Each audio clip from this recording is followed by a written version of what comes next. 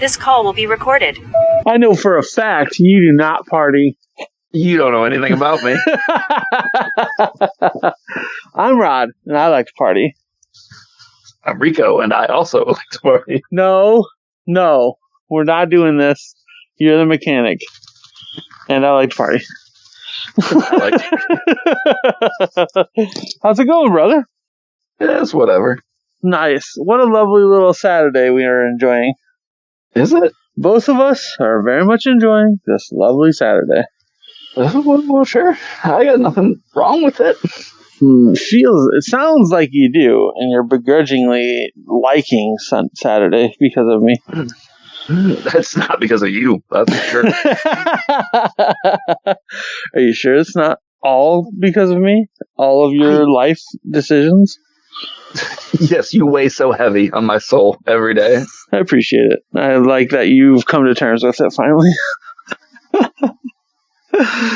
So, how's your week been? It's whatever. Like, I am a 40-year-old man. All I do is work. Like, just leave me alone. There's no way. You do tons of exciting things like comics and stuff. I don't have time. Plus, the show was weeks ago, motherfucker. Yeah, but time's a cylindrical thing. What? Did you say words? Did you just have a stroke? Listen, I've been trying a lot bigger words, and sometimes they don't work out, but they get there eventually, probably. Okay. So big words. Don't do that. Don't be. It's not who you are. No, I am that person. I've just got to mold myself into being that person. I must change who I am to be who I am. That doesn't make any sense.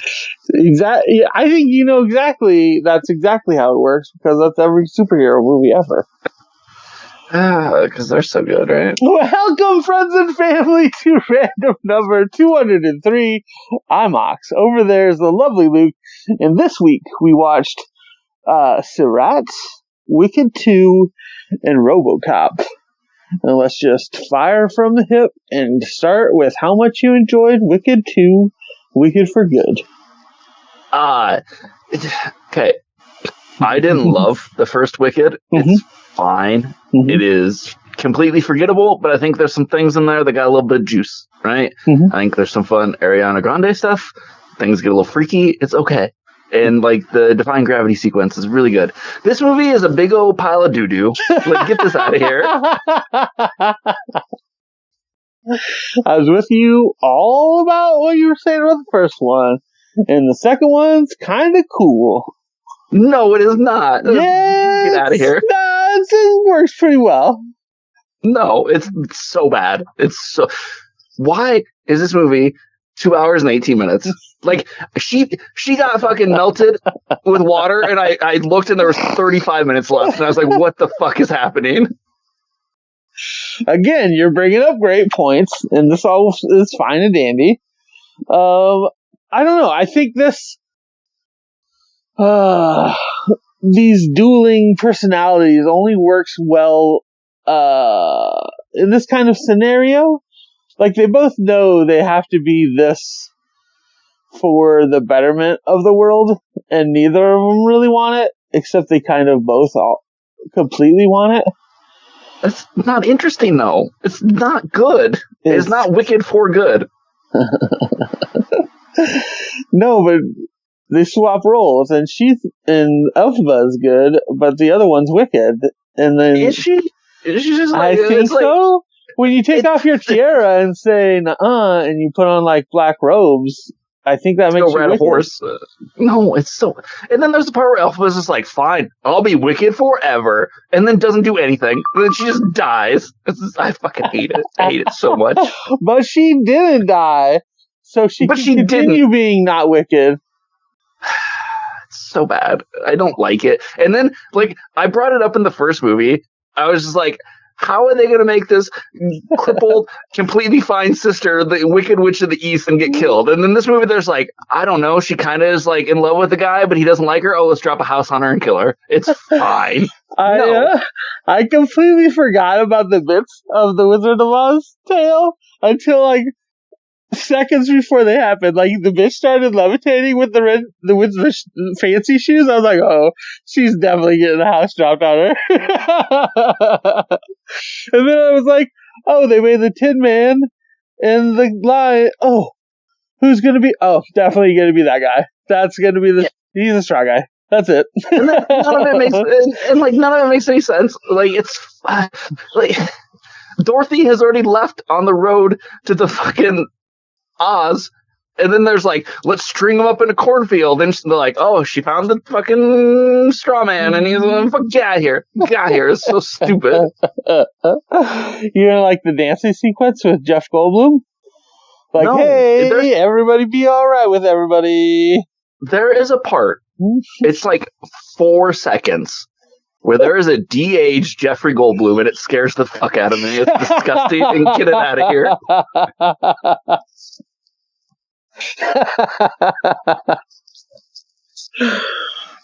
Yeah, I love how there's not really overwhelming conflict.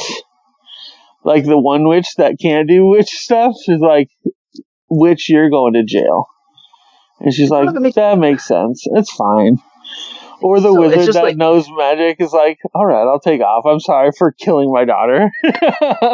Oh, so bad. I do not like this movie at all. None of the songs are good. None of the sequencing's good. There is like this terrible, like 5-minute Glinda, I sing alone because I'm sad and my husband left or whatever sequence where like they keep like pulling the camera out of mirrors and it's a reflection and it's the stupidest fucking thing I've ever seen in my life. I'm like, stop it. This is not half as interesting as you think it is. But do you understand that the reflection means that it's the different that she's singing? I don't. Get out of here. I don't have a problem with this movie. I think people kind of blew it out of proportion. I think it's just an alright musical, I guess. But I don't. There was some real hate for this movie, and it's like, because it's bad. I'm intrigued to see what the 1.5-hour play is compared to the 5-hour runtime of the two movies. It's got to be better. I'll tell you that. What if it's not? What if it's half of? It's just the second half of this movie. It just doesn't make any sense. Oh God, it's all so bad. But it comes back around. It brings us back around to the start of the first movie where she's traveling in her bubble. Right, and then I was just like, "Cool, end the movie here." And they're like, "Nope, another 20 minutes." Like, I was kind of figuring they were going to do like a 20-minute credit roll and just have some silly bloopers along. Nope. That bitch of a movie just really kept on rolling that whole entire fucking length. Oh my God. I was so perturbed watching this. Like, I just quit paying attention at one point. I'm like, what? I'm like, it's been 40 minutes and nothing's happened. I'm just like, I had like that fucking Gen Z stare. Just like, I'm drooling and like, nothing's happening. This sounds like an amazing musical, then. It doesn't. There's nothing good about any of the... Can you even name one musical number from this? Yes. Yeah, there's sure, exactly. The Bubble Song, maybe? The Bubble Song. I don't believe there was a song about a bubble. I'm pretty sure on this one. So, 8 out of 10. Go watch it. Pretty solid movie. 1.5 out of 5. Get out of here. No, this is the movie that I really wish I did drugs, because I'm sure that would only enhance it, but... I don't think it would have at all. And we know the drug movie you should have been doing drugs at while watching this week. No, Wicked for Good's pretty decent, but going from there, let's talk about Sirat. Did you do enough drugs to watch this movie? I didn't, but I want to go back and review it with drugs. See, yeah, exactly. Did you like it? No, kinda, maybe. Not kinda. So, in my exploration of figuring out what the movie was, so I had to go searching for the title for it on IMDb, and like flipped through I was like, oh, it's this one, and like started reading like a couple reviews, and they're like, I'm not sure if I like it or hate it, or what the movie actually is, and I was like, all right, I'm gonna love this movie for sure, because I definitely love this movie for sure. I like it until about the third act, and then I'm like, what are we doing? What's going on here? It gives me like really laid back, kind of chill sorcerer vibes. It's like we're just in these cars, we're going through shit we don't know how to get through, don't know if we're gonna make it, and then people start blowing up. And I'm like, ah. Dude, this movie is such a fucking trip, man. I think from Secret Agent a few weeks ago, and just a couple other ones. Like, this is just I know we've spoken about a few of these just dragging on, but like, I kind of dig the drag of this one. Like, I'm not fucking hopped up. Like, I have to pay attention because it's a fucking foreign film. And like, I'm invested in this father and son trying to find the daughter. It's like nobody really cares, and I think that's kind of the point of raves in the desert. Well, not even that. That's the point of the raves, but it's also the point of like the background story of that World War III has started and the world is ending, and this is it. But also, let's just get away from that. Let's go somewhere. But where we go is nothing but dirt. There's nothing out there for us. Everything's wrong. But it's also, you get this great moment where it's like, where they're talking to the son about it. They're like, oh, well, what are you going to do about your sister that ran away? And he's like, no, she's an adult. She left. We're just looking for her. It's like, right. Okay. And then, like, once you know what happens in the movie, every obstacle that they come across, like not being able to get across these ruts and having to rip the bumper off and having to ford a river, all this stuff, you're like, these aren't obstacles they're overcoming. These are things that are stopping them from going down this path that's going to lead to ruin. And they just keep ignoring it. And again, when you reach that point where the kid's like, I don't know, man, she's an adult. She can do what she wants. We just haven't seen her in 5 months. You're like, this is all for naught, you know? Yeah. And then the movie, like, plays up all this tension where I'm like, this fucking dog is going to jump out this window and go over a cliff. Oh, wait, no, the kid just goes over. Out of fucking nowhere, you have that fucking Hereditary fucking head pull moment. It's like, what the fuck just happened? And I'm like, I'm alright with this. No more kids for this adventure. Oh. And then you're like, okay, now the dad's gonna take a bunch of fucking ayahuasca and fill the beat, maybe get in tune with the universe. Oh, nope, landmines. Landmines! Oh, that fucking whole last third of the movie, I'm like, dude, hell yeah, this is exactly how I expected this to end. And he fucking crosses that fucking divide, is like, there's 2 more people to go. I bet we walk away with 1. I saw what there's like, how'd you get across? He's like, I don't know. No fucking idea. Oh man, this movie was fucking cool. It's fine. It's weird because like there's not a lot going on in it. You know, like you never get to like any interiority of these characters. They're just people who want to go rave.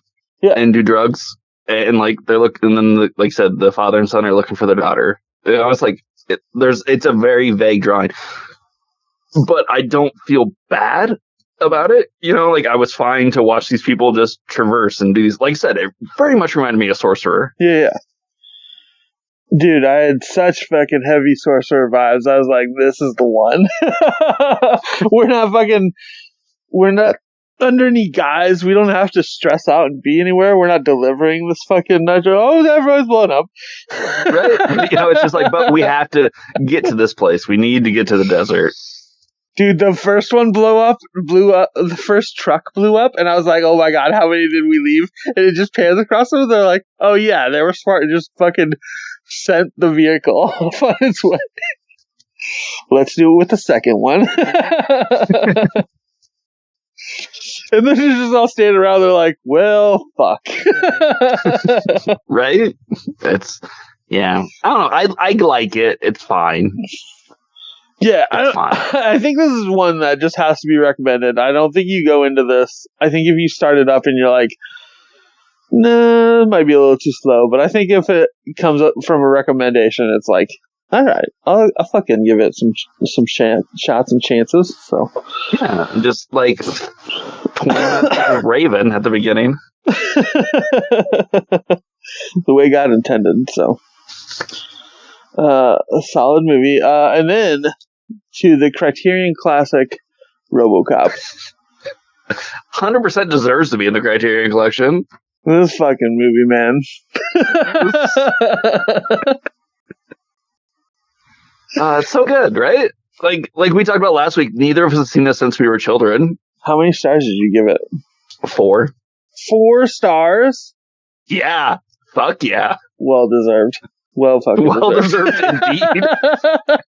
I love, man, like all the interviews Peter Welling has done for this movie over 40 years or whatever, every one of them feels like, are we really fucking doing this? I guess we're fucking doing this. Even to the point where he's like, nah, I like to break in a rookie. Fucking breaking in their cars. I forgot how grungy this movie looked. I remember. Oh, it's so good. Oh my god, I love it so much. Just being fucking terrified of anything Detroit because of this movie. I'm pretty sure they just used fucking flat matte paint on all the fucking police cars. It's just so ridiculous. It's so good. But it's just like, it's fun, but it's also like a real biting social commentary within it. It's not subtle about that. It's such a silly movie that takes itself so seriously. And it should, it's just like, yeah, we're going to talk about the militarization of the police and how all these like public services are being turned into for-profit corporate greed machines and how capitalism is destroying everything. But then we're going to have a big robot guy shoot a guy in the dick. And you're like, yeah, 100%. Let's do this. It's like watching the interviews over the years. It's like, that was a fucking 100% Peter Welling suggestion. It's like, I could, just use my targeting system, but I could also shoot him in the dick. Just shoot him in the dick. Or, like, one guy just, like, gets toxic sludge dumped on him and turns into a big radioactive fish thing that blows up. It's just like, yeah. And then fucking Laura Palmer's dad just gets rocked by a fucking AR-15 and blows the machine up. It's the best. It's the best movie ever. It's genuinely so good. And it was so refreshing to come to this after fucking Mercy last week. Fuck that. This is the real war propaganda machine we need. Just robots coming out. And, like, oh yeah, we're going to make this robot. It's going to help everyone. But you know what its prime directive is? Can't arrest the corporate overlords. We're above the law. It's like, yeah, fuck those people, Robocop. Fire him and blow him out the window. I can't. And then there's the scene at the end when, like, whatever the bad, was his name Dick? I don't remember. Dick John. Yeah, it was Richard. Yeah. He's like, you're fired. And then Robocop pulls his gun out to kill him. And you see the other guy on the board table be like, yes, do it. I will go up in the hierarchy and have a better spot in life if you murder this man. Oh, man. I think I've remembered so much more of 2. Is 3 the one where he gets his fucking jetpack? I believe so. 3 is also the one that's written by Frank Miller. How many fucking Robocops are there? There's just 3, right? No way. There's 3. There's the remake, and then there was the kids' cartoon show. There was a kids' cartoon show? Yeah, wasn't there? Am I fucking hallucinating that there's a Robocop cartoon show? Oh my god, there is. See? So there was, oh wow. there was RoboCop Prime Directives, which wouldn't that just be don't kill the overlords?